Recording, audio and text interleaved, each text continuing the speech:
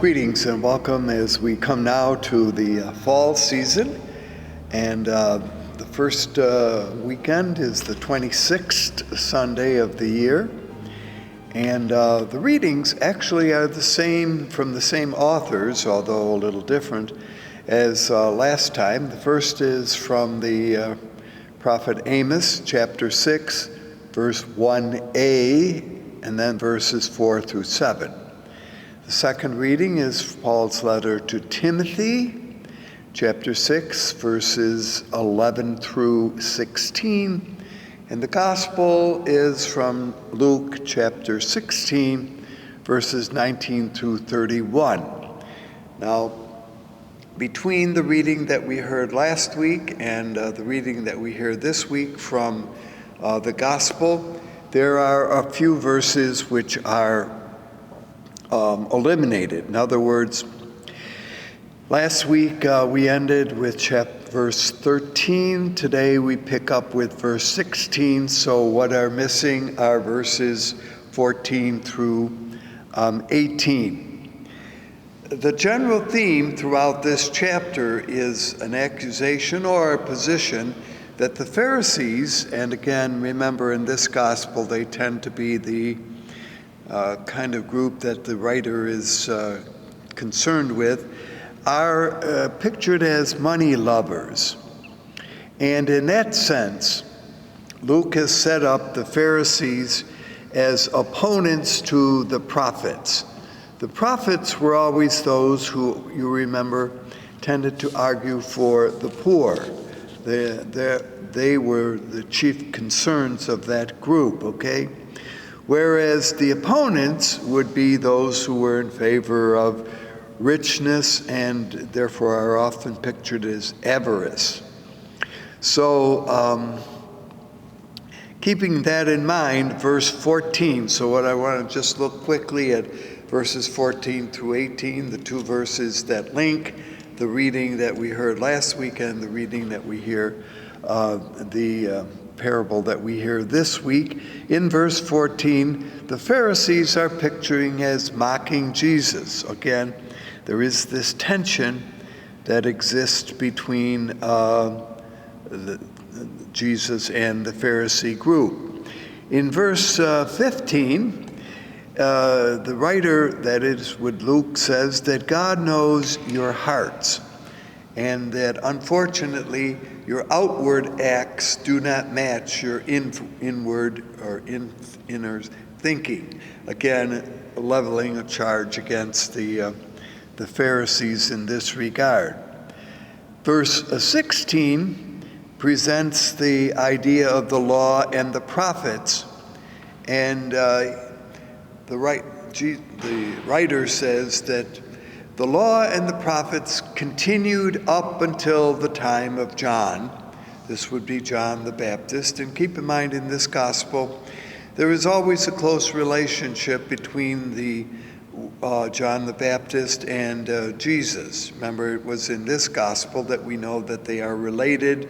And as the gospel had begun, there had been this kind of announcement of the story of the birth of the Baptist and the birth of Jesus. So all of that says that there is a close relationship, and that the law and the prophets continued up until the time of John, but now things have changed. Now there is a new figure with renewed teaching on the scene, and that, of course, would be Jesus. Verse 18, which is again talks about divorce. And it's interesting that here he says, and these are the lines that are missing, everyone who divorces his wife and marries another commits adultery.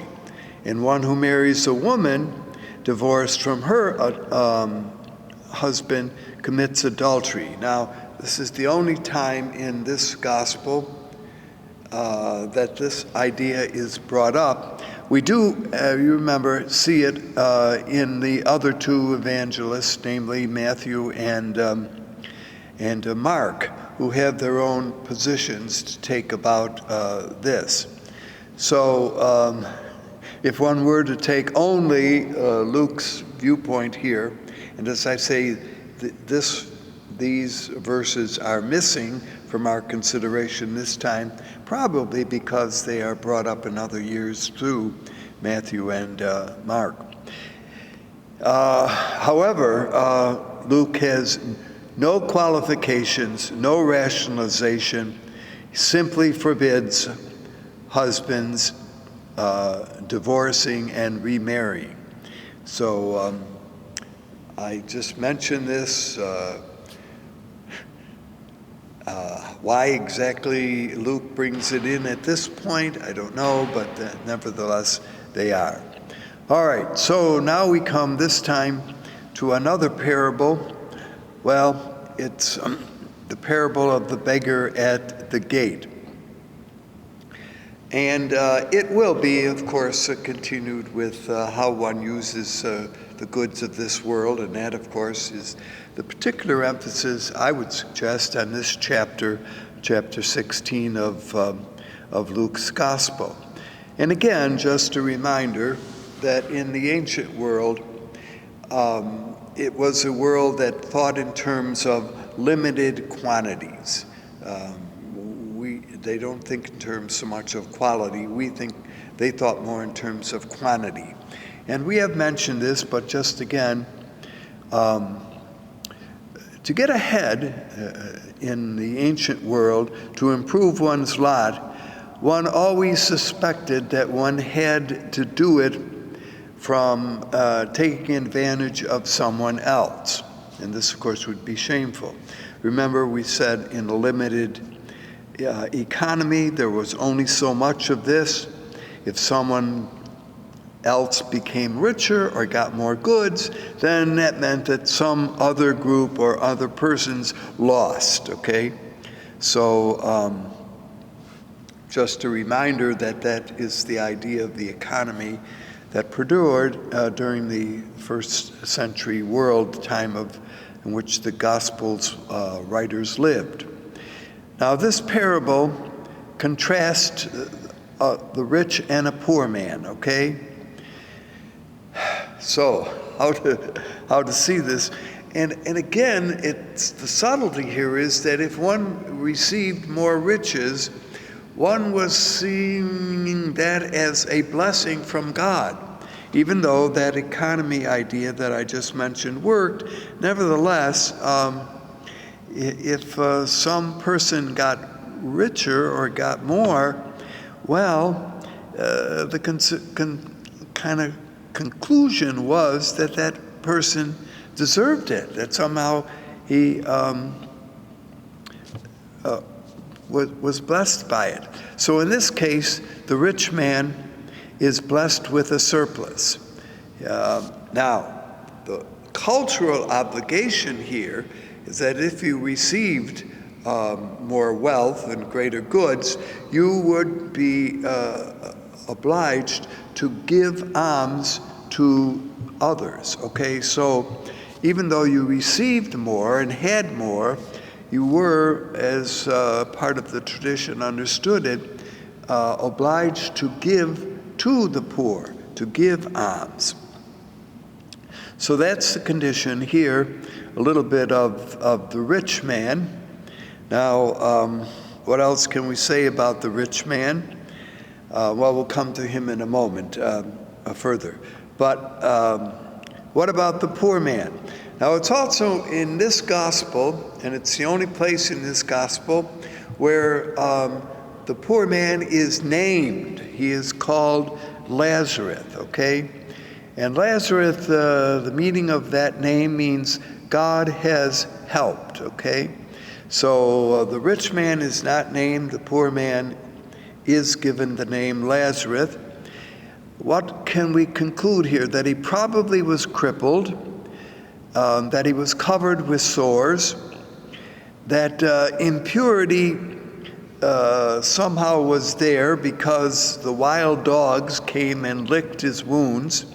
Interestingly, he is pictured here as being at the gate of the rich man, but he is not pictured as begging. And therefore, there is the subtlety here that somehow how Lazarus, the poor man, is receiving divine punishment. Clearly, for whatever reason, this man has lost his status in society, not by begging, but he has made no effort, apparently, to regain his status in society. So those are other kind of questions or issues that somehow are connected here with the Lazarus position. Where do we find him? We find him at the gate of the rich man. Now, gates, of course, when you think about it, can serve a double function. In one way, they keep Lazarus outside, but on the other hand, they keep the rich man inside. So gates, as we have noticed on other occasions, certainly can swing both ways, but what is the purpose of the gate here in this parable?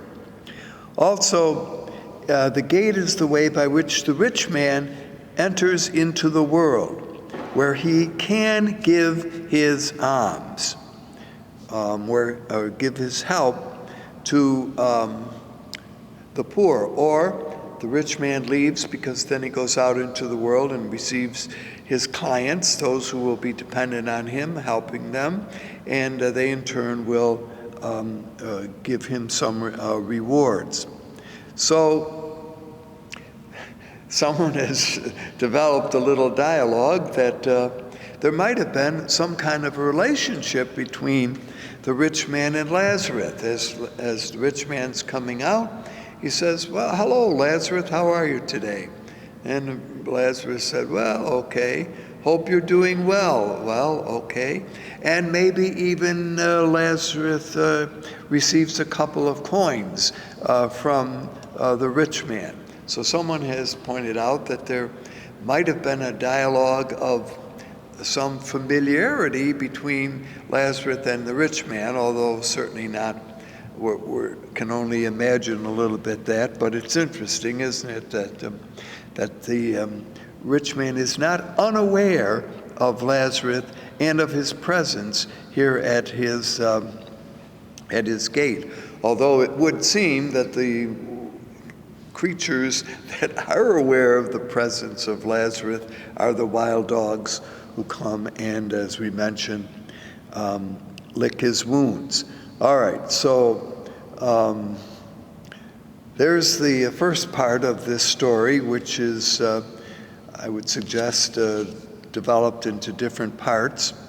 Now, again, the rich man, how does one, I don't know whether or not this is totally relevant to the story, but the rich man, of course, would have dressed in the right clothes, therefore purple, worn by kings.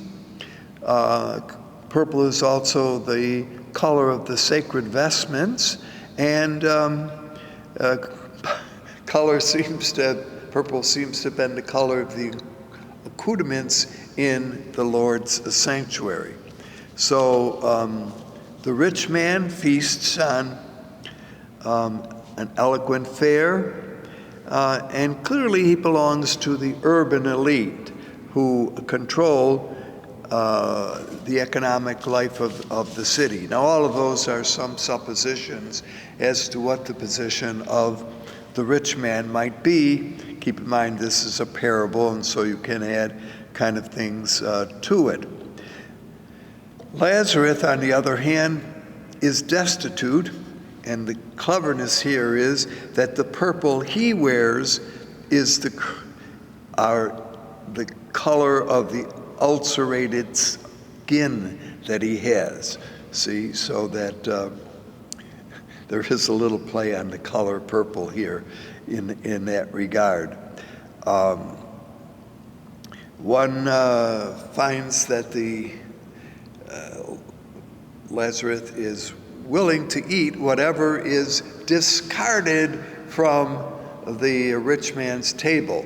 Now, some say that when they ate these sumptuous banquets, that what they would do would take the leftovers, wrap it up in a kind of bread substance, and throw it out, okay? And that's what, of course, Lazarus and the wild dogs were contending for outside the rich man's gate. Now, all of that sets up the interesting contrast, doesn't it? That the poor man has to compete with hungry dogs to get the garbage that is thrown out by the rich man from his table. And I mentioned what garbage was like. It wouldn't exactly be the way in which we see it, but it would be, well, discarded food that nobody wanted or that didn't need anymore, having eaten at the table. So all of that, again, a little bit of background for this particular scene. Now, as always, the Gospel of Luke enjoys dealing with reversals. In other words, what was on top now becomes on the bottom, what was on the bottom becomes on the top. We have seen this a few times already in Luke's story, and here again is another example of this. So this time, as we move, the reference is that both men died. The poor man died, the rich man died.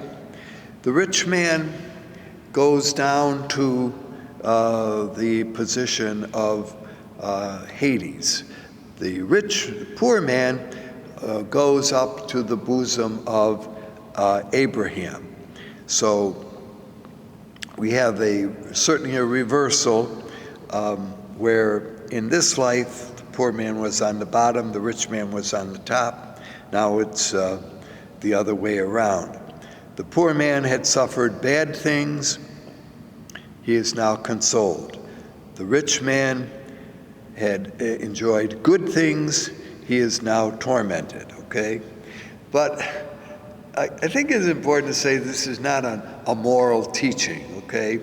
That really doesn't seem to be the point here of this parable, but it is the reversal. Now, when the poor man enjoys the comfort, the consolation of Abraham, that's pretty good, okay? Notice we're not talking about heaven or hell here. We're talking about interesting positions, okay? And so Abraham is pictured as what? Welcoming the poor man, embracing him, giving him the kind of comfort and support that he did not receive while he was here on earth. On the other hand, the rich man finds himself in Hades, or another understanding of that place is called Sheol, and it is the place of the dead. It's important to say this is not the hell that is part of often Christian teaching, the place of the damned. It is, however, the place of the dead. That's where everybody went. Remember, keeping in mind the idea of the world as developed at three levels. You had the upper level, the middle level, and the lower level. The middle level is earth. The upper level is the heavens. The lower level is the underworld. Now, interestingly, you have to kind of read this subtly, that the clothing that the rich man now experiences is a raiment of burning flames. And for this reason, he longs for a drop of water. Now, maybe that's where the image of the fires of hell come from, but that really wasn't the intention of this parable. But nevertheless, you see the contrast where the poor man had no clothing in this world. He is now clothed in the love and raiment of Abraham's graciousness and goodness, where the rich man suffers, well, as we hear. So there is, and between Abraham and Lazarus and between the rich man, there is a chasm which cannot be crossed. Now, important to see that that chasm had been already created while both Lazarus and the rich man were here on earth.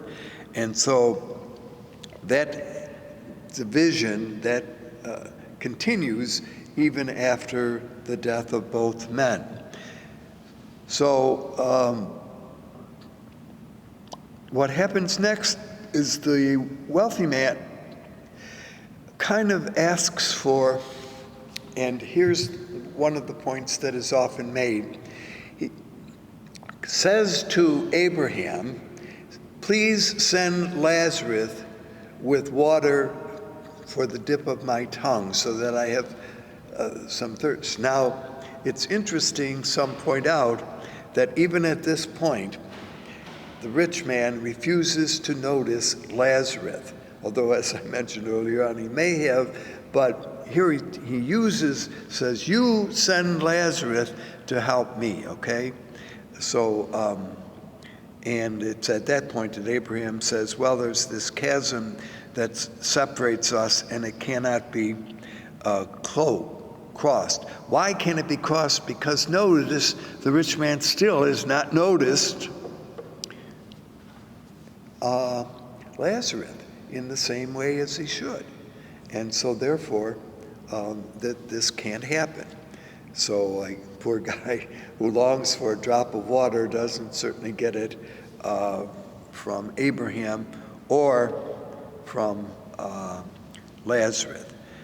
Now the latter part of this parable, well, says the rich man, look, I got some brothers, and would you please, and maybe he doesn't even say please, send Lazarus to warn them that if they don't change, the same thing's going to happen to them as happened to me. Once again, the rich man's blind insistence that Lazarus be sent to his surviving brothers, countered by the response that Abraham gives. Look, even if, and he's not going to do this, but even if someone were to come from the dead and warn them, they would not listen. They have the law and the prophets. They do have a way to change their position, but if they don't respond to the law and the prophets, they're not going to respond to even someone who comes from the dead. And so the parable ends on that note that there is still hope for the brothers of the rich man, but they have to find it on them by themselves, and it isn't going to be because they got some message from the heavens. So, is there a moral teaching here? No, but is there an understanding that how one uses the gifts of one's life while was here on earth is important, and this is a continuing theme that runs throughout the Lucan message. All right, and what are the gates that we open and shut? Well, that I suppose is some homily material for those who would choose to do so. It's of course interesting that even in death, the rich man did not get it, did not get the importance of what? That we are in it together. Also, please notice that when Lazarus comes to Abraham, he calls him father, so that there is this kind of interesting ancestral spiritual family privilege that is now given to Lazarus, that he can call Abraham by that title. A little bit about the first reading, which again comes from the position of the prophet Amos. We saw him last time Amos is one of the first of the what we call social prophets. He is very concerned with the way in which the poor are being treated, and they are not being treated in the right way. And in the reading that we hear this time, Amos appears to be condemning the enjoyment of extravagant wealth. Again, he is not denouncing wealth itself, but it is the complacency of those who have received wealth and do nothing with it. They simply kind of enjoy it without a concern for the poor. Now, some say that what the prophet is condemning here is that the northern part of Israel, namely which will be called Israel, is more concerned about itself and not about the needy. So, and what is presented next is something like a dirge, okay? The self-indulgence is what they do. They have eloquent couches. They posture themselves with a great deal of comfort. There's an invitation to spend a long time dining. They have meat. Generally, animals were not killed for food. You remember that animals were usually never kept alive because they provided other necessities of life. So the slaughter of animals, when it happened, was really done for religious acts. And we do find a number of occasions where the ancients offered slaughtered animals as sacrifice to the gods and to the goddesses. But here again, the prophet Amos says, you guys just sit there and mellow and wallow and do all of these kind of religious acts.